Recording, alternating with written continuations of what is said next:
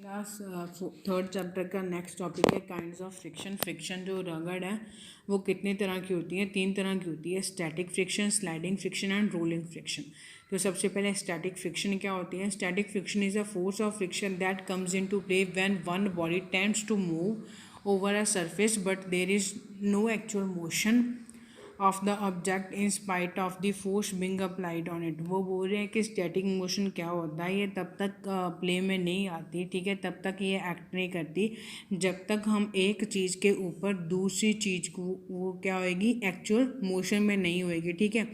अगर तो आप इस यहाँ पे मान लो कि यहाँ पे कोई आपके पास नीचे कोई बॉक्स पड़ा, ठीक है, उसके ऊपर आप कोई चीज़, ठीक है, बॉक्स ऑब्जेक्ट लेके जब तक ये ऑब्जेक्ट रेस्ट में है और ये भी रेस्ट में है तो स्टैटिक फ्रिक्शन नहीं आएगी, ठीक है।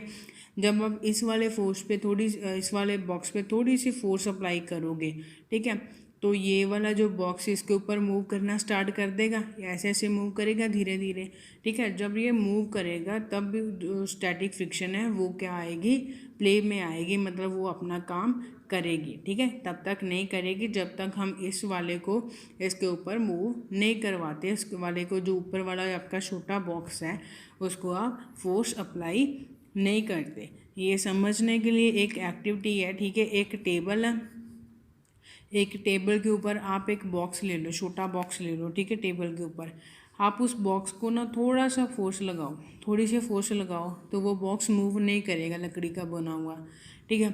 थोड़ी सी फोर्स और अप्लाई करो तब भी वो बॉक्स नहीं मूव करेगा, क्योंकि उस बॉक्स के नीचे जो यहाँ पे सरफेस में मीट कर रहे हैं ना, इस बॉक्स का ये वाला पार्ट और इस टेबल का ये वाला पार्ट, उसके बॉक्स के ऊपर एक फोर्स अप्लाई कर रहा है, ठीक है, अपोजिट फोर्स अप्लाई कर रहा है ताकि वो बॉक्स मूव ना कर सके। जैसे जैसे आप यहाँ पे फोर्स अपनी इंक्रीज़ करते गए, ठीक है, अपना जोर जो आप लगा रहे हो वो ज़्यादा करते गए, इंक्रीज़ करते गए, तब एक पॉइंट ऐसा आएगा जब ये वाली फ्रिक्शन को, ये वाला जो आप फोर्स लगा रहे हो वो ओवरकम कर जाएगी, ठीक है। मतलब जितना ये टेबल इस बॉक्स के ऊपर फोर्स लगा रहा है, फ्रिक्शन फोर्स लगा रहा है, उसको ओवरकम कर जाएगी। उससे ज़्यादा जब आप फोर्स लगाओगे तभी ये बॉक्स क्या होएगा, मूव होएगा, ठीक है। ऐसा ही होता है ना।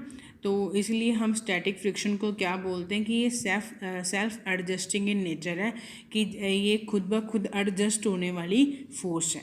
नेक्स्ट है स्लाइडिंग फोर्स, ठीक है। स्लाइडिंग मतलब जैसे यहाँ पे कोई चीज़ पड़ी है, ठीक है, यहाँ पे आपका एक बेस पड़ा, बेस के ऊपर कोई चीज़ आप रखो, ठीक है, तो वो धीरे धीरे धीरे धीरे स्लाइड करके नीचे आएगी, ठीक है। उस बॉक्स में लकड़ी का बॉक्स ले लो, उसको थोड़ी सी फोर्स अप्लाई कर दो, वो धीरे धीरे स्लाइड करके नीचे आएगी, ठीक है।